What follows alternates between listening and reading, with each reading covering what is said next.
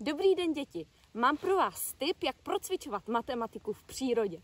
V přírodě najdete různé druhy přírodnin. Já tady mám dneska žaludy. Pojďme si spočítat, kolik jich máme. 1, 2, 3, 4.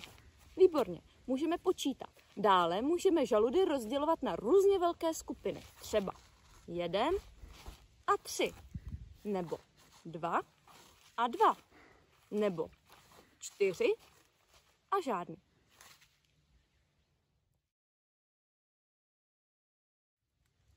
Mám pro vás druhý tip.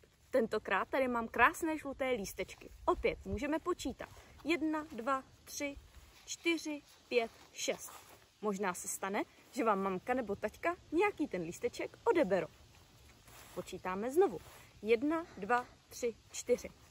A nebo vám zase nějaký ten lísteček přidají. Přidáme jeden lísteček. Opět počítáme. 1, 2, 3, 4, 5. A nebo můžeme třeba lístečky řadit podle velikosti od největšího po nejmenší. A nebo naopak. A mám pro vás třetí tip. Tentokrát z šípky.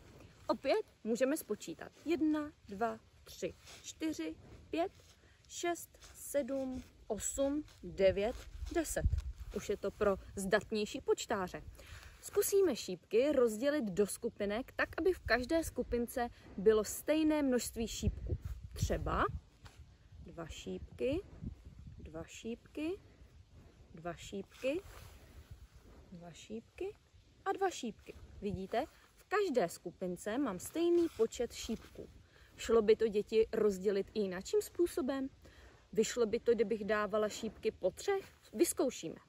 3, 3, 3 a bohužel tímto způsobem by to nešlo, protože by nám jeden šípek zbyl.